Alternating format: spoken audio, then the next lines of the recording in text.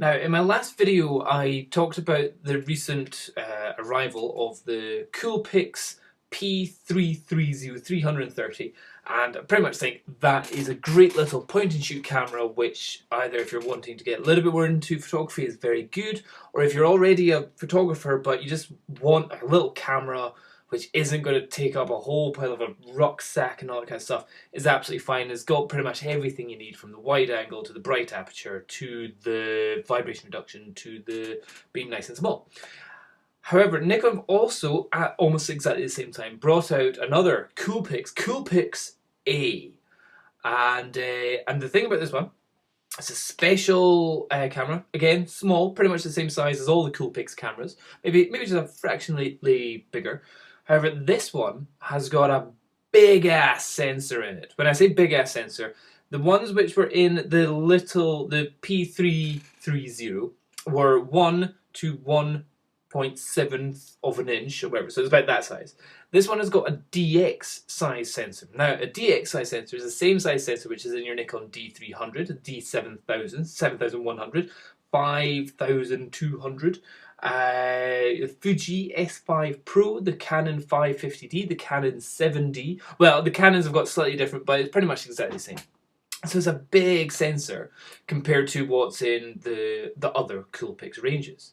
Now, a big sensor gives two things. One, it gives you the opportunity of potentially having higher, cleaner ISO. So you can have a more sensitive sensor which can suck in more light and you can make brighter images, or at least have a faster shutter speed for the same lighting as what it would be with another camera. You also potentially get depth of field. Now, all us photographers love a good bit of depth of field. With depth of field, that means the background gets nice and blurry. Meanwhile, like the camera which I'm filming this on is on my computer, and it's got a teeny tiny little sensor, and that's why even the background is not blurry. Because the actual lens of it just is so tiny, it's not even a millimeter big. With this, you'll need a bigger lens on it, or a longer focal length. And with that, you get a shallower depth of field. However, all sounding good so far. I'm liking it just now. It's a 16.2 megapixel lens sensor, which is pretty much the same as the D7000, which is an SLR. Yeah, just checking there. The Nikon D7000 is a 17.2, pretty much the same number of megapixels and same size sensor. Now that is an astonishing camera with great stuff to it, really good dynamic range as well, and that's going for around about £650 we can get that for, on its own without any lens. Now this new camera that's come out, the Coolpix A, it's got a fixed lens. Now that means you can't change your lens, you can't put other lenses on it, and because it's fixed, it means the focal length or range isn't going to change. It's an 18.5mm f2.8 lens. f2.8, woohoo, that's good. Nice big bright aperture. The 18.5mm, that's fairly wide. You could have been wider. If you get your kit lens with most digital SLRs, it'd be an 18 to 55. So this is pretty much as wide as you get on a kit lens. However, being a 2.8, it's wide out, or it's only going to be 2.8, means it's going to be nice and bright at that 18.5. However, you can't zoom it in any way. So you are stuck with that angle of view no matter where you go. In relative terms to a 35mm camera, it's around about 28mm. So if you've got a full frame camera and you've got a Nikon 24-70, well, this is going to be less wide than a 24, it's 28. That's what really kind of gets me, including the price. From currently, like, it's not out yet, it's just been announced, but from current prices that it's showing on Amazon in America and stuff like that, it's looking right, it's going to be $1,000. Oh, $1,000 for a fixed focal length, point and shoot looking camera.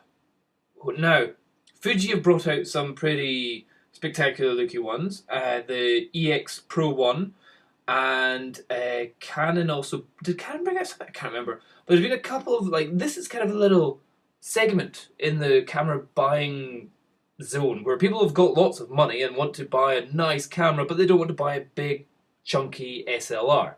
But they want the image quality that you can get from an SLR. So you want good quality, small body, they've got lots of money. However, if you don't have lots of money and you do actually think, where do I spend my money? Where will I put my pennies every day? Then spending £1,000 on this fixed, it's just the fact that it's fixed at 16mm or 18.5mm. That's really odd because it doesn't quite make it useful in any way. It's kind of wide, but not wide enough to really get great panoramics, really, or I'm not really digging this one. Let's look at some of its other features. Okay, so the lens is looking pretty damn sharp and good contrast from its MTF charts that it's giving. So they've obviously optimized the lens for the sensor, and because you're not changing anything, then it's absolutely fine. They've also taken in was it the high pass filter, which I don't really understand the point. Well, I understand the point. They don't need a high pass filter, but the high pass filter gets rid of Mori or Moiri, whatever. So like in this material here, there's lots of lines in it, and if you have a high resolution camera, when you squeeze it down to a computer, it gets really, really weird. I've done a video, I'll put the link down below, I've done a video where I took a video of an escalator stair, and what happens, you see this weird kind of colour banding going on the escalators as they're moving. Check the link down below for Mori. Anyway, you usually get rid of that by having the low pass or the high pass filter. Can't remember which one it is. But they've taken that away, so you might have this kind of issue if you're shooting things with lots of small detail in it, like fabrics or clothes. Yes, it's the optical low pass filter has been taken away. That's to give it extra sharpness. Okay. 3-inch screen at the back, and it's a metal frame, tough aluminium alloy. With a top surface covered by, so yeah, okay, so it's going to feel metal, it's going to feel hard and sturdy. Now here's an interesting thing, it's saying manual focus operation.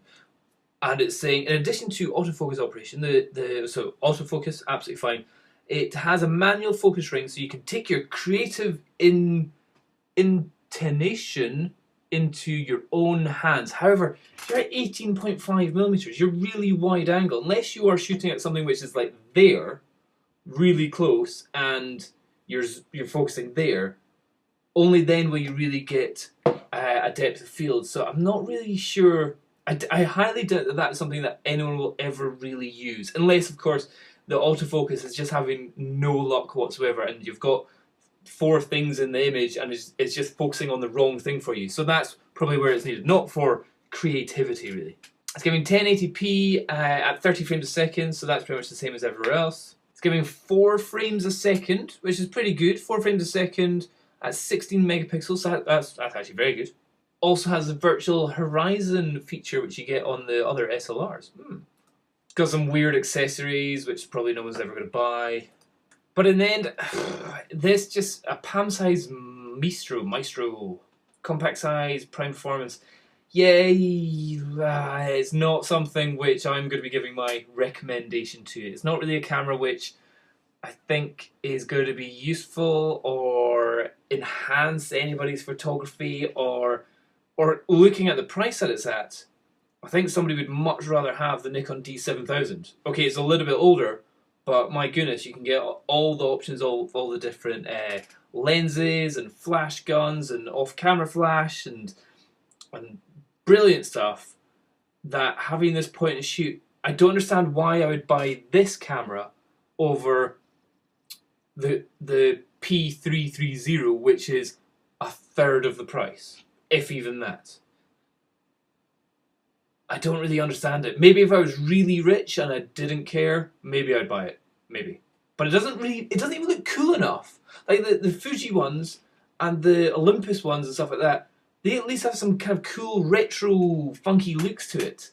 This just looks like a point and shoot. No, again,